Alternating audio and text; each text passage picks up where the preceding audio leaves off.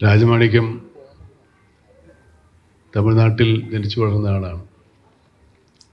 നമ്മളിൽ എല്ലാവരെയും പോലെ അല്ലെങ്കിൽ പലരെയും പോലെ ഈ ബാല്യകൗമാരങ്ങൾ യൗവനങ്ങളെല്ലാം പലർക്കും പലതും സംഘർഷം നിറഞ്ഞതും ഒരുപാട് വിചിത്രവുമായ അനുഭവങ്ങളുള്ള കാലഘട്ടങ്ങളാണ്. എല്ലാവരും സ്വർണ്ണക്കരണ്ടിയോടെ ജനിച്ചവരല്ല ആരും. 50 വർഷം കൊണ്ടാണ് ഇപ്പോഴത്തെ യൂസഫ് അലി ആയത്. ഞാനിപ്പോഴും മമ്മൂട്ടി ആയിട്ടില്ല, ഇനിയും കിടക്കുന്നു കുറേ വർഷം. നമുക്ക് ഇതുപോലെയുള്ള പ്രഗത്ഭരുടെ ജീവിത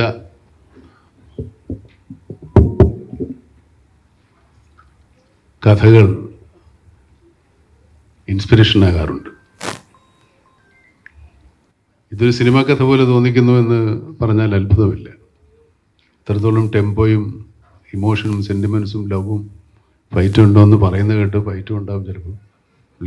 ഇപ്പോൾ കൂടെയുള്ള പയ്യന്മാരുമായിട്ടൊക്കെ റൗഡീസും ഗുണ്ടായിസും ഒക്കെ കാണിച്ചിട്ടുണ്ട്. പക്ഷെ എനിക്ക് ഏറ്റവും ഇഷ്ടപ്പെട്ട ഈ രാജമാണിക്യത്തിൻ്റെ ജീവിതത്തിലെ ഭാഗം MGRൻ്റെ കഥയാണ്. ഇത്രത്തോളം MGR ആകാൻ വേണ്ടി അല്ലെങ്കിൽ MGRൻ്റെ പേര് നിലനിർത്താൻ വേണ്ടി അദ്ദേഹത്തിൻ്റെ പിതാവ് ആഗ്രഹിച്ചതുപോലെ അദ്ദേഹം MGR ആയി. ഒരു വലിയ അത്ഭുതമാണ്. MGR എന്ന് പറഞ്ഞാൽ സിനിമാ നടനപ്പുറത്തേക്ക് രാഷ്ട്രീയ സാമൂഹിക രംഗത്ത് ഒരുപാട് മുദ്രകൾ പതിപ്പിച്ചിട്ടുള്ള ആളാണ്. നമുക്ക് പോലും അഭിമാനിക്കാവുന്ന തരത്തിലുള്ള ഒരുപാട് നല്ല കാര്യങ്ങൾ, നന്മകൾ ചെയ്തിട്ടുള്ള ആൾ MGR. അതുപോലെ തന്നെയാണ് വലിയ വ്യത്യാസമൊന്നുമില്ലാത്ത ആളാണ് ഈ MGR കേരളത്തിൽ ജനിച്ചിട്ട് തമിഴ്നാട്ടിലാണ് പ്രവർത്തനങ്ങൾ നടത്തിയത്. രാജമാണിക്യം തിരിച്ചാണ്, തമിഴ്നാട്ടിൽ തിരിച്ചിട്ട് കേരളത്തിലാണ് പുള്ളി MGR ആയതെന്ന് മാത്രം.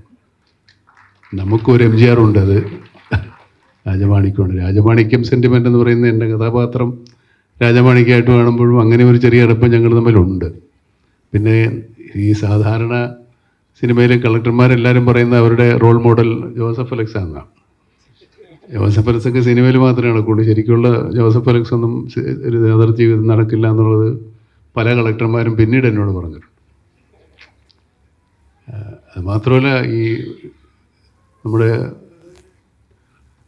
സർവീസിലുള്ള ആൾക്കാർ, അങ്ങനെ പഠിച്ച് പാസ്സായി IAS-ഉം IPS ഒക്കെ ഉള്ള ആൾക്കാരാണ് ശരിക്കും പറഞ്ഞാൽ നമ്മുടെ നാടിനെ മുന്നോട്ട് കൊണ്ടുപോകുന്നതിൽ പ്രധാന ശില്പികൾ അവരാണ്. നമ്മൾ വോട്ട് ചെയ്ത് ജയിപ്പിച്ചു പോകുന്ന നമ്മുടെ ഭരണ അധികാരികളായ മന്ത്രിമാർക്ക് അപ്പുറത്തേക്ക് ഇത്രയും സൗകര്യങ്ങളും അവർക്ക് അറിയാത്ത ഒരുപാട് കാര്യങ്ങളുണ്ടാകും. രാഷ്ട്രീയ പ്രവർത്തകർക്ക് എല്ലാ കാര്യങ്ങളും അറിയണമെന്നില്ല. അല്ല, അവർ അതിനോട് കാര്യമായി വിശദീകരിച്ച് നമ്മളിലേക്ക് എത്തുന്ന ഒരു മീഡിയേറ്റേഴ്സാണ് ഇവർ എത്രത്തോളം നന്നായി പ്രവർത്തിക്കുന്നതനുസരിച്ചിട്ടാണ് നമ്മുടെ നാട് നന്നാവുന്നത്. കേരളത്തിൻ്റെ ഉയർച്ചയ്ക്ക് ഒരുപാട് ഇതുപോലുള്ള IAS ഉദ്യോഗസ്ഥന്മാരുടെ സേവനങ്ങൾ, സംഭാവനകൾ ഉണ്ടായിട്ടുണ്ട്. ഇപ്പോഴും രാജമാണിക്യം കേരള കേഡറിൽ തന്നെയാണ്. അതുകൊണ്ട് അങ്ങനൊരു സമാധാനമുണ്ട്. രാജമാണിക്യം എവിടെയെങ്കിലുമൊക്കെ കാണും. വേറെ സാർ ഇതുവരെ കേരളം വിട്ടു പോയിട്ടേ ഇല്ല. പുള്ളി ഇപ്പം മലയാളത്തിൽ കവിതകളൊക്കെ എഴുതി തുടങ്ങിയിട്ടുണ്ട്. അങ്ങനെ ഇവിടെ വരുന്ന ആളുകൾക്ക് ഒരു പ്രത്യേക വീട് പോലെ തന്നെ, സ്വന്തം വീട് പോലെ കുറേ കാലം കഴിഞ്ഞാൽ ഉദ്യോഗസ്ഥന്മാർക്ക് തിരിച്ചു പോകാൻ പറ്റുന്നില്ല. ഞാൻ ഈ അടുത്ത കാലത്തൊരു വീഡിയോ കണ്ടൊരു ത്രിപുരയിൽ നിന്നോ മറ്റുള്ളൊരു ഓഫീസർ, പുള്ളി ഫുൾ മലയാളവും പറഞ്ഞ് മലയാളത്തിൽ കരഞ്ഞുകൊണ്ട് പോകുന്നു. ഇവിടുന്ന് വിട്ടുപോകാൻ താല്പര്യമില്ല, ഇവിടുത്തെ ഭക്ഷണം, ഇവിടുത്തെ മനുഷ്യർ. ഞാൻ തന്നെ അത്ഭുതപ്പെട്ടു പോയി, നമ്മൾക്ക് അത്ര നല്ല മനുഷ്യരാണോ അങ്ങനെ? പക്ഷേ ഉണ്ടല്ലോ, തപ്പിയെടുത്താൽ കിട്ടും. ഭൂരിപക്ഷവും നല്ലതാവുന്നു, രണ്ടൊക്കെ എവിടെയും കാണുമെന്ന്. എല്ലാ അരിമഴിച്ചാലും കുറച്ച് കല്ല് കാണും, കുഴപ്പമില്ല.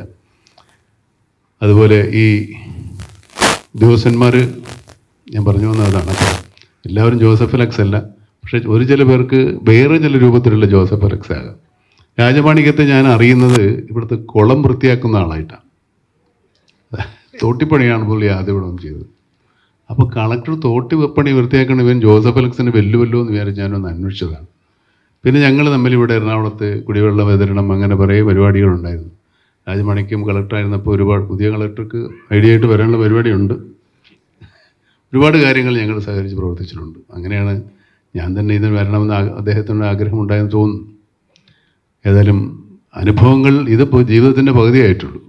ഇനിയും കിടക്കുകയാണൊരു മനുഷ്യജീവിതം മുഴുവൻ. അദ്ദേഹത്തിന് ഇതിനേക്കാളും നല്ല അനുഭവങ്ങളുണ്ടാകട്ടെ. നമ്മളെ സന്തോഷിപ്പിക്കുന്ന, നമ്മളെ ചിന്തിപ്പിക്കുന്ന, നമ്മളെ മുന്നോട്ട് നയിക്കുന്ന ഒരുപാട് അനുഭവങ്ങൾ അദ്ദേഹത്തിനുണ്ടാകട്ടെ.